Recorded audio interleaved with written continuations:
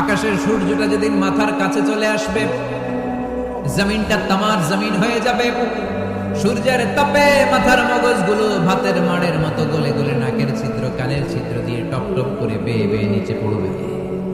ওই কঠিন দিনে কেউ কাউরে চিনবে না। আল্লাহ বলেছে, ও নবী, একটা করে স্পেশাল দোয়া করার সুযোগ পাবা, দোয়াটা করা মাত্রই কবুল করে নেব। বিশ্বনবী বললেন, এই পৃথিবীর বুকে যত নবী রাসূল দুনিয়ায় এসেছে, সব নবীরা তাদের স্পেশাল দোয়া দুনিয়ায় করে ফেলেছে, ইল্লা আনা, কিন্তু আমি করি নাই। বিশ্বনবী বললেন, ওয়া ইন্নী আখতাবিউ দাওয়াতি শাফাআতান লিউম্মতি ইয়াউমাল কিয়ামাহ, আমি আমার স্পেশাল দোয়াটা করি নাই। আমার স্পেশাল দোয়াটা আমি আমার গুনাহগার উম্মতকে বাঁচানোর জন্য কিয়ামত পর্যন্ত রেখে দিয়েছি। বিষ্ণু বললেন, ওই দোয়াটা আমি দুনিয়ায় করি নাই। আমি বদরের যুদ্ধে মার খেয়েছি, উহুদের যুদ্ধে দাঁত ভেঙেছি, আমি না খেয়ে পেটে পাথর বেঁধেছি। আমি যদি ওই দিন দোয়া করতাম, আল্লাহ দোয়া কবুল করে নিত, জান্নাতি খাবার দিয়ে দিত, আমার মায়ের খাওয়া লাগতো না, তায়েফে আমার রক্ত ঝরতো না, দোয়া করলেই কবুল। কিন্তু ওই দোয়াটা আমি দুনিয়ায় করি নাই। ওই দোয়াটা আমার জন্য, আপনার জন্য, আমাদের জন্য বিশ্বনবী জমা রেখে দিয়েছে। এজন্য বিশ্বনবীর চিন্তা আর আমাদের চিন্তা এক চিন্তা না। বিশ্বনবীর পুরা উম্মতের চিন্তা, কিয়ামত পর্যন্ত যত মানুষ আসবে সবাই আমার উম্মত, না জানি তাদের নসিবে কি হয়ে যায়। এই চিন্তার বোঝা বিশ্বনবীকে কাবু করে ফেলেছিল। আল্লাহ বললেন, নবী, নো টেনশন, কোনো টেনশন নাই। আপনার এই চিন্তার বোঝাকে আপনার পিঠ থেকে আমি আল্লাহ নিজ দায়িত্বে সরিয়ে নিই। এজন্য আল্লাহ বললেন, আলাম নাশরাহ লাকা সাদরাকা ওয়া ওয়াদা'না আনকা বিজরাক আল্লাযী আনকাযা যাহরাক। যেই চিন্তার বোঝা আপনাকে কষ্ট দেয়, যেই চিন্তার বোঝা আপনারে পেরেশান করে তোলে, আপনার পিঠ থেকে ওই চিন্তার বোঝা নবী আমি সরিয়ে নিলাম। কি দিয়ে সরিয়ে নিল? কোরআনের আলো দিয়ে। আওয়াজ করে বলতে হবে, কি দিয়ে? বিশ্বনবী মক্কায় দেখতেন মূর্তির পূজা হয়, আল্লাহর ঘরের ভিতরে 360টা মূর্তির পূজা। বিশ্বনবী দেখতে পেলেন দুর্বলের উপরে সবলের অত্যাচার। বিশ্বনবী দেখতে পেলেন নারীদেরকে অত্যাচার করা হয়। কন্যা সন্তান হলে বাবা তার মেয়েটাকে নিয়ে জঙ্গলের ভেতরে ঢুকে কিংবা মরুভূমির ভেতরে যে জীবিত দাফন করে দেয়। ওয়াইদাল মাউউদাতু সুইলাত ওয়াদুল বানা। বিশ্বনবী এগুলো দেখতেন চারপাশে। দেখে এই পথহারা জাতিকে কিভাবে উদ্ধার করবেন, কি দিয়ে উদ্ধার করা যায়, এই টেনশনে বিশ্বনবীর পিঠ বাঁকা হয়ে গিয়েছিল। উপমা, বাঁকা হয়ে গিয়েছিল। বিশ্বনবী সব সময় পেরেশান থাকতেন। আল্লাহ বললেন, নবী, টেনশনের দরকার নাই। হেরা গুহায় এমন একটা নূরের আলো দিয়ে আমি আপনারে আলোকিত করব, যার মাধ্যমে সব পেরেশানি দূর হয়ে যাবে। আলাম নাশরাহ লাকা সাদরাকা ওয়া ওয়াদা'না আনকা বিজরাক আল্লাযী আনকাযা যাহরাক। আপনাকে পেরেশান বানিয়ে দেয় এরকম সব চিন্তার বোঝা আমি আল্লাহ সরিয়ে নিলাম। সুবহানাল্লাহ। দুইটা নেয়ামত শুনলাম। এবার 3 নম্বরের নেয়ামত আল্লাহ বললেন, ওয়া রাফা'না লাকা যিকরাক। এই আয়াতটা মুখস্থ করতে হবে আজকে, আমার সাথে সাথে পড়েন, ওয়া রাফা'না লাকা যিকরাক। সবাই বলেন নাই, পড়েন, ওয়া রাফা'না লাকা যিকরাক, ওয়া রাফা'না লাকা যিকরাক। নবী হে, আপনার সম্মানকে আমি আকাশচুম্বী করেছি। I have dignified your status high and high, the highest peak. আপনার মর্যাদা উঠাতে উঠাতে আকাশ বাতাস ছাপিয়ে, সাত আকাশ কাঁপিয়ে আরশের উপরে নিয়ে গিয়েছে। আপনার মর্যাদা আমার পরপরই, স্রষ্টার পরে পুরো সৃষ্টিকুলের উপরে বিশ্বনবীর মর্যাদা আছে না নেই? এজন্য আল্লাহ বললেন, ওয়া রাফা'না লাকা যিকরাক। ও নবী, আপনার মর্যাদা সম্মান আমি আকাশচুম্বী করেছি। আপনার সুনাম, সুখ্যাতি, মান, মর্যাদা আমি গোটা বিশ্বে ছড়াইয়া দেব। আয়াত যখন নাজিল হলো, কাফেররা হাসতে শুরু করলো। কাফেররা বলে, মুহাম্মদ বেটা বলে কি, ও জানে বাঁচবে কিনা ওইটাই তো সন্দেহ। আমরা যেই ষড়যন্ত্র পাকাচ্ছি, ও জানে বাঁচবে কিনা সে এটাই সন্দেহ। তার নাম গোটা বিশ্বে ছড়াবে কি করে আমরা দেখে নেব। আল্লাহ বলেন, তোরা আমার নবীর সুনাম সুখ্যাতি ছড়ানোর ব্যাপারে বাধা তৈরি করবি, তোরা আমার নবীর ব্যাপারে অপপ্রচার চালাবি, তোদের অপপ্রচারকে আমি আমার নবীর প্রচার মাধ্যম বানিয়ে দেব। তোরা করবি অপপ্রচার।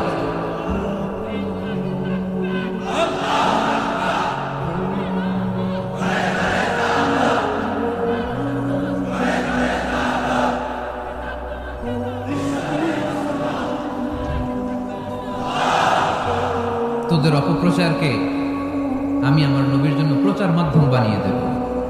এরকম অনেক সময় হয় না যে কেউ কেউ অপপ্রচার করে কারো বিরুদ্ধে, এটা তার জন্য প্রচার হয়ে যায়। কেউ অপপ্রচার চালায়, আল্লাহর মেহেরবানিতে ওইটা তার পাবলিসিটি হয়ে যায়। তার আলাদা করে প্রচার বিভাগের টিম তৈরি করা লাগে না, তার বিরোধীরাই তার প্রচার বিভাগের কাজে নেমে পড়ে। বিষ্ণু বললেন আল্লাহ বললেন তোরা আমার নবীর সুনাম সুখ্যাতিকে থামাবি, তোদের মাধ্যমে আমি বিশ্ব নবীর সুনাম সুখ্যাতি গোটা বিশ্বে বুলন্দ করে দেব। আবু জাহেল ঘোষণা দিল, খবরদার, হজের মৌসুম, হাজী সাহেবরা গোটা বিশ্ব থেকে আসবে, আমার দলের কর্মীরা তোরা যেটা করবি সেটা হচ্ছে হাজীদের কাছে যে বলবি মক্কায় নতুন এক পাগল আসছে, নতুন এক জাদুকর আসছে, নাম মুহাম্মদ। নাউজুবিল্লাহ পড়বেন না। খবরদার হাজী সাহেবেরা, এই পাগলের কাছে যেও না। সব হাজিরা গোটা বিশ্ব থেকে এসে মক্কার মিনা প্রান্তরে তাঁবুর ভিতরে ঢুকেছে, আর আবু জাহেলের টিম মেম্বাররা সব তাঁবুর ভিতরে উকি মাইরা কয়, খবরদার, নতুন পাগল আইছে। সবাই কয় নাম কি? কয় মুহাম্মদ। নতুন পাগল এসেছে, নাম মুহাম্মদ। নতুন জাদুকর এসেছে, তার নাম মুহাম্মদ। খবরদার, তার কাছে যেও না, তার কথা শোনো না, শুনলে তোমরাও পাগল হয়ে যাবা, তোমরাও পাগল হয়ে যাবে। সে এত বড় জাদুকর, মুহাম্মদ সাল্লাল্লাহু আলাইহি ওয়াসাল্লাম এত বড় জাদুকর, তার জাদু দেখলে, তার কথা শুনলে হাজবেন্ড ওয়াইফের মধ্যে সম্পর্ক বিচ্ছিন্ন হয়ে যায়। সে এত বড় জাদুকর, তার কথা শুনলে বাবা আর ছেলের সম্পর্ক ছিন্ন হয়ে যায়। সে এত বড় জাদুকর, তার কথা শুনলে বন্ধু বন্ধু আলাদা হয়ে যায়। খবরদার হাজী সাহেবরা, তোমরা হজ করতে এসেছো করো, জমজমের পানি খাও আর খেজুর নিয়ে যাবা বাড়িতে, কিন্তু মুহাম্মদ সাল্লাল্লাহু আলাইহি ওয়াসাল্লামের কাছে যাওয়া যাবে না। আচ্ছা, আপনারা বুঝে শুনে উত্তর দেন। এই যে লক্ষ লক্ষ হাজী মিনার তাঁবুতে বসা, আর আবু জাহেলের লোকরা যে বললো নতুন জাদুকরের নাম মুহাম্মদ, তার কাছে যেও না, এই লক্ষ লক্ষ হাজীরা এর আগে জীবনেও মুহাম্মদ সাল্লাল্লাহু আলাইহি ওয়াসাল্লামের নাম শুনছে? তার মানে মুহাম্মদ সাল্লাল্লাহু আলাইহি ওয়াসাল্লামের নাম তাদের কানে পৌঁছে দেওয়ার দায়িত্ব আবু জাহেল নিজেই নিয়ে নিয়েছে। চিল্লায় কোন ঠিক কিনা? অপপ্রচার হয়ে গিয়েছে। আর সবাই মনে মনে ভাবে, কয় কি এত বড় জাদুকর, হজ করি আর না করি, আরে না দেখে যাওয়া যাবে, হজ তাড়াতাড়ি কোন রকম সাইরা এই জাদুকরের কাছে আগে যাবো, দেখি কেমন জাদু দেখায়, দেখি কত বড় ম্যাজিশিয়ান, দেখি তো কত বড় পাগলের। কারণ আল ইনসানু হারিসুন আলা মা মুনিআ, মানুষকে যেটা নিষেধ করা হয় বেশি মানুষ এটা করতে চায়। যদি বলি ওদিকে যাবি না, ওর বাপের কিরা ওদিকে যাবে, ঠিক কিনা? এটা আমাদের স্বভাব, আমাদের খাসলা, আমাদের বৈশিষ্ট্য। যেটা আমাদেরকে নিষেধ করা হয় বেশি, ওটা করতে মন চায়। সব হাজিরা মনে মনে ভাবলো আমরা যাব। তোরা যতই বলিস না কেন, যাব, হজের পরে অবশ্যই যাব। দেখা গেল হজের পরে বিশ্বনবী মুহাম্মদুর রাসূলুল্লাহ সাল্লাল্লাহু আলাইহি ওয়াসাল্লামের বাড়ির সামনে বিশাল বড় গ্যাদারিং শুরু হয়েছে। সবাই লাইন ধরে দেখা করতে গেছে। দেখা করতে যে বিশ্বনবীর চেহারা দেখে প্রথম নজরে সব পাগল। চাঁদের চেয়ে সুন্দর তুমি নবী আমার কামলিওয়ালা, চাঁদের চেয়ে সুন্দর তুমি নবী আমার কামলিওয়ালা, তুমি প্যারা নবী সাল্লে আলা, দু জাহানের বাদশাহ তুমি প্যারা নবী সাল্লে আলা, চাঁদের চেয়ে সুন্দর তুমি নবী আমার কামলিওয়ালা। সুবহানাল্লাহ পড়েন। এত সুন্দর চেহারা, বিশ্বনবী সাল্লাল্লাহু আলাইহি ওয়াসাল্লামের চেহারার মতো এরকম চেহারার মানুষ পৃথিবীতে আছে? দ্বিতীয়টা, অনেকে বলে সাইয়েদনা ইউসুফ আলাইহিস সালামের চেহারা নাকি বেশি সুন্দর ঠিক, কিন্তু আমার নবীর চাইতে বেশি নয়। বিশ্বনবী বলতেন আনা মালিহুন ওয়া আখি ইউসুফ সাবিহুন, আমার ভাই ইউসুফ হচ্ছে সবিহ, সবিহ মানে সাদা সুন্দর ধবধবে, আর আমি হচ্ছে মালিহ, মালিহ মানে এসেছে মিলহান থেকে, মিলহান মানে লবণ, মানে লাবণ্যময় সুন্দর। আমার ভাই ইউসুফ নবী সাদা সুন্দর, আমি লাবণ্যময় সুন্দর। কোনটার দাম বেশি? লাবণ্যময় সুন্দরের দাম বেশি। সাইয়েদনা ইউসুফ আলাইহিস সালামের চেহারা দেখে মিশরের মেয়েরা লেবু কাটতে যেয়ে বা কমলা কাটতে যেয়ে, আনার কাটতে, কমলা কাটতে যেয়ে আঙ্গুল কেটে ফেলেছিল। কোরআন তার সাক্ষী। ওয়া কাত্তা'না আইদিয়াহুম। আম্মা জান আয়েশা রাদিয়াল্লাহু তাআলা আনহা যখন এই ঘটনা শুনেছেন, তিনি মিশরের মেয়েদেরকে ডাক দিয়ে বলেছেন, ও মিশরের মেয়েরা, তোমরা ইউসুফ নবীর সৌন্দর্য দেখে লেবু কাটতে যেয়ে আঙ্গুল কেটেছো, আমার স্বামী পেয়ারা নবী মুহাম্মদ রাসূলুল্লাহর চেহারা যদি তোমরা দেখতা তাহলে লেবু কাটতে যে আঙ্গুল নয় কলিজাটা কেটে টুকরা টুকরা করে দিতাম। আবার আম্মা জান আয়েশা বলতো লাকুম শামসুন ওয়া লানা শামসুন, তোমাদের জন্য একটা সূর্য আছে কিন্তু আমি আয়েশার জন্য আলাদা একটা সূর্য আছে।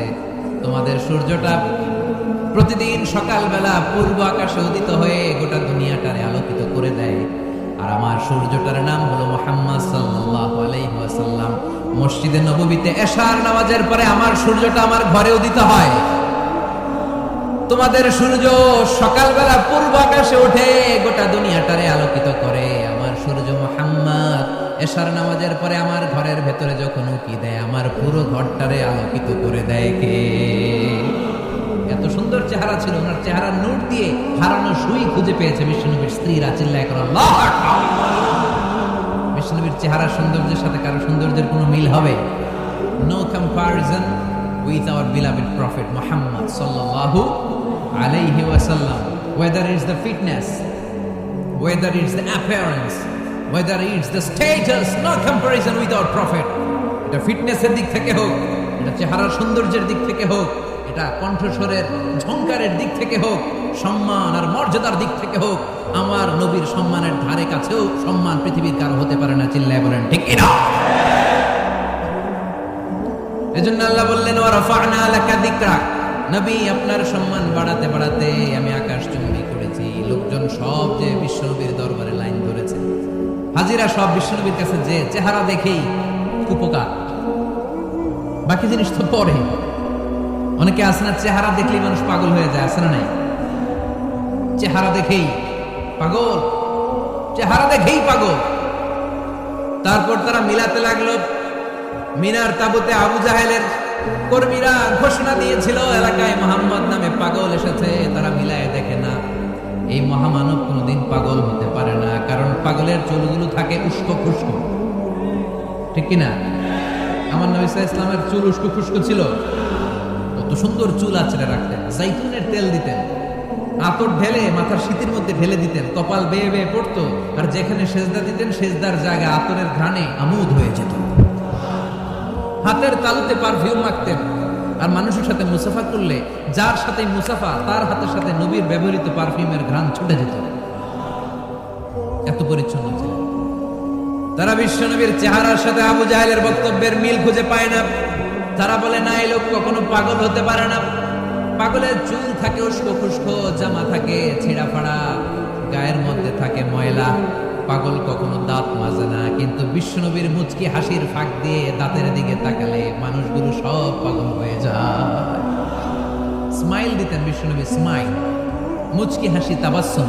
বিশ্বনবীর মুচকি হাসি দেখলে মানুষ পাগল হয়ে যেত, পাগল পাড়া হয়ে যেত। তারা বলে না না, এই মহামানব তো কখনো পাগল হতে পারে না। আবার মিলাতে লাগলো, আবু জাহেলের কর্মীরা বলেছিল এটা নাকি বড় জাদুকর, কিন্তু তারা বলে না না, এ অসাধারণ লোকটা জাদুকর হতে পারে না, সে তো কোনো মন্ত্র পড়ে না। জাদু করার জন্য মন্ত্র পড়ার দরকার আছে না নাই? বিষ্ণুনবী কি মন্ত্র পড়তো? বিষ্ণুনবী কি পড়ে শোনাতো? চিল্লায় বলেন কি পড়ে শোনাতো? কোরআন শোনাতো। এত সুন্দর কণ্ঠ ছিল বিষ্ণুনবীর, পাগল হয়ে যেত মানুষ শুনতে শুনতে, পাগল পাড়া হয়ে যেত, বিমুগ্ধ হয়ে যেত। তারা সবাই বলতে আরম্ভ করলো, আবু জাহেল তুমি মিথ্যাবাদী, তবে তোমাকে ধন্যবাদ এরকম একটা মানুষের সাথে পরিচয় করিয়ে দেওয়ার জন্য। সুবহানাল্লাহ কইলেন না? আমরা মেনে নিতে পারলাম না সে পাগল নয়, জাদুকর নয়, সে হলো এই জামানার পয়গম্বর। আমরা পড়ে নিলাম লা ইলাহা ইল্লাল্লাহু মুহাম্মাদুর রাসূলুল্লাহ সাল্লাল্লাহু আলাইহি ওয়াসাল্লাম। ওয়া রাফা'না লাকা যিকরাক, নবী হে এইভাবে আমি আপনার সম্মানকে বাড়িয়েছি। হাইসুমা যুকিরতু যুকিরতা মাই, নবী যেখানে আমার নাম নেওয়া হবে আমার পরপর আপনার নামও নেওয়া হবে। পড়েন সুবহানাল্লাহ। যেখানে আমার আল্লাহর নাম তারপরে আমার নবীর নাম আছে না নাই? কালিমার ভেতরে লা ইলাহা ইল্লাল্লাহ আমার আল্লাহর নাম শোভা পায়, তারপরে মুহাম্মাদুর রাসূলুল্লাহ দ্বিতীয় বাক্যে আমার নবীর সুন্দর নামটা আছে না নাই? কালেমার মধ্যে প্রথমে আল্লাহর নাম, তারপরে নবীর নাম। হাইসুমা হাইসুমা যুকিরতু যুকিরতা মাই। নবী কিভাবে আপনার মর্যাদা আমি বাড়াবো জানেন? যেখানেই আমি ওইখানেই আপনি, যেখানে আমার নাম নেওয়া হবে তারপরেই সৃষ্টিকুলের মধ্য থেকে শুধু আপনার নাম নেওয়া হবে। সুবহানাল্লাহ পড়েন। আপনার উম্মতেরা গোটা বিশ্বে সালাত আদায়ের জন্য আজান দিবে, আজানের প্রথম 4 বাক্যে আমি আল্লাহর বড়ত্ব, আল্লাহু আকবার। তারপরের 2 বাক্যে আমি ছাড়া কোনো ইলাহা নাই, এটার সাক্ষ্য দেয়া হবে। তারপরের 2 বাক্যে সবাই সাক্ষ্য দিতে বাধ্য, আপনি ছাড়া দুনিয়ায় আর কোনো শেষ রাসূল নাই। তার মানে আজানের মধ্যেও আমার আল্লাহর নামের পরে আমার নবীর নাম আছে না নাই? এরপর আমরা একামত দিয়ে জামাত শুরু করি। এই জামাতের আগে যে একামতটা দেই, এই একামতেও আল্লাহর নামের পরে আমার নবীর নামটা আছে না নাই? আল্লাহু আকবার, আল্লাহু আকবার, আশহাদু আন লা ইলাহা ইল্লাল্লাহ, আশহাদু আন্না মুহাম্মাদার রাসূলুল্লাহ সাল্লাল্লাহু। তার মানে আজানে আমার নামের পরে আপনার নাম, একামতে আমার নামের পরে আপনার নাম। নামাজের শেষে যখন আমরা শেষ বৈঠকে বসি, সেখানে বিশ্বনবীর উপর দুরূদ আছে না নাই? তার মানে সব জায়গায় বিশ্বনবীর নাম নেওয়াকে আবশ্যক করে দিয়েছে কে? নবী। হে, এই গোটা বিশ্বের ভেতরে সূর্য উঠবে, সূর্য ডুববে, শীত যে গ্রীষ্ম আসবে, দিন যে রাত আসবে, এক মুহূর্তের জন্য আপনার নামের আলোচনা থামবে না। চিল্লায় বলো ঠিক কিনা? রাফা'না লাকা যিকরাক, I have dignified your status very high, very high। অনেক উপরে নিয়েছি, আকাশ বাতাস ছাপিয়ে, সাত আকাশ কাঁপিয়ে আরশ পর্যন্ত আমি আপনার মর্যাদাকে বুলন্দ করেছি। এই পৃথিবীতে যত আসমানি কিতাব এসেছিল, সবগুলো আসমানি কিতাবে বিষ্ণুনবীর নাম উল্লেখ করেছে কে? তার মানে তাওরাতের ভেতরে বিষ্ণুনবীর নাম আছে না নাই? ইনজিলে, জাবুর, সুহুফে ইব্রাহিম, সুহুফে মূসা, আল্লাযী ইয়াজিদুনাহু মাকতুবান ইনদাহুম ফিত তাওরাতি ওয়াল ইনজিল। ইহুদিরা খ্রিস্টানরা বিষ্ণুনবীর মানতে চাইতো না। তারা বলতো, মুহাম্মদ তোমার নাম তো আমাদের কিতাবে নাই। বিষ্ণুনবী বলেন পড়ো। তারা পড়তে পড়তে বিষ্ণুনবীর জায়গাটা লুকিয়ে রাখত, যেখানে বিষ্ণুনবীর নাম ওরা এইভাবে ধরে রাখত। বিষ্ণু সাল্লাল্লাহু আলাইহি ওয়াসাল্লাম এক সাহাবাকে বললেন, আমি তো ওদের ভাষা বুঝি না, তুমি ওদের ভাষা বুঝে দেখো কোন জায়গায় সোনামিটা করো। প্রতিটা কিতাবের প্রতিটা পাতায় পাতায় বিষ্ণুনবীর নাম আছে না নাই?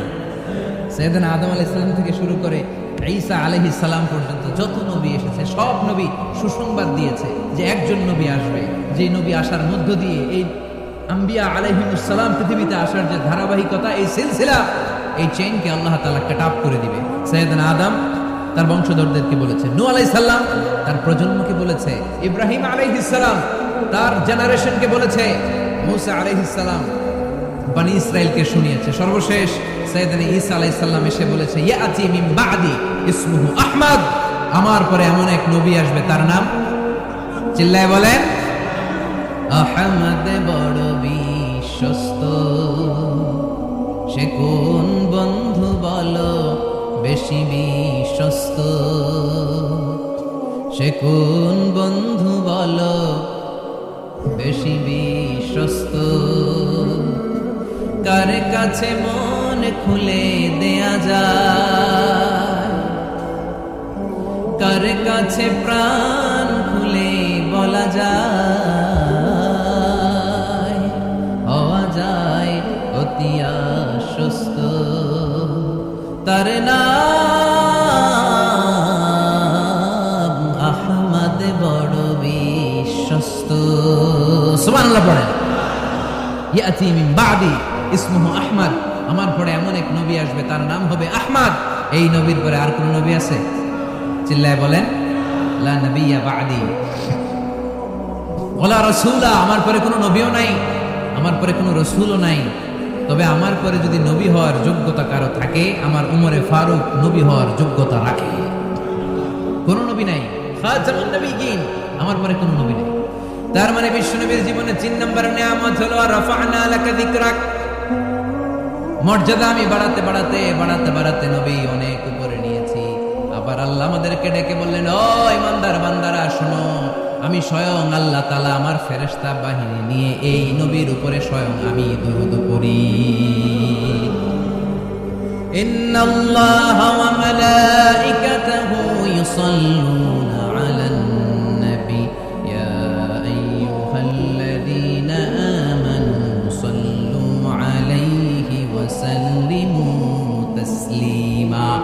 আল্লাহুম্মা সাল্লি আলা মুহাম্মদ ওয়া আলা আলি মুহাম্মদ কামা সাল্লাইতা আলা ইব্রাহিম ওয়া আলা আলি ইব্রাহিম ইন্নাকা হামিদুম মাজিদ। اللهم بارك على محمد وعلى آل محمد كما باركت على إبراهيم وعلى آل إبراهيم إنك حميد مجيد। চিৎকার করে পড়েন সুবহানাল্লাহ। এমন নবী যে নবীর উপর আল্লাহ নিজেই দরুদ পড়ে, ফেরেশতারা পড়ে, এজন্য আমাদের উপর আর দরকার আছে না নাই? আবার আল্লাহ বললেন নবী আপনি এমন নবী যেই নবীকে আমি হাউজে কাউসার দিয়েছি, লক্ষ লক্ষ নবীদের কাউরে কিয়ামতের দিন আমি হাউজে কাউসারের মালিক বানাবো না, শুধুমাত্র কেবলমাত্র একমাত্র আপনি ছাড়া। ইন্না আ'তাইনাকাল কাউসার ফাসাল্লি লিরাব্বিকা ওয়ানহার ইন্না শানিআকা হুয়াল আবতার। সুবহানাল্লাহ পড়েন। এই হাউজে কাউসারের পানি খেতে চান, পান করতে চান? বিশ্বনবী না দিলে খাইতে পারবো আমরা? হাউজে কাউসার পান করতে চান কারা? হাত তুলে দেখা।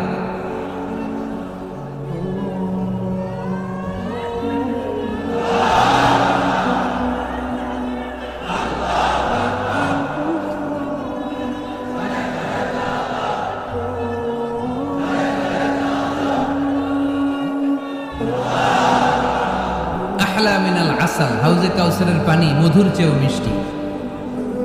আবরাদু মিনাল খাল, বরফের চাইতেও ঠান্ডা। আবিয়াদু মিনাল লাবান, দুধের চাইতেও সাদা। মান শারিবা মিনহা শারবাতান লাম ইয়াদমা আবাদা, এক ঢোক হাউজে কাউসারের পানি যে খাবে চিরকালের জন্য তার গলার তৃষ্ণা মিটে যাবে। ওই হাউজে কাউসার বিষ্ণুনবীকে দিয়ে বিষ্ণুনবীর মর্যাদা বাড়িয়েছে কে?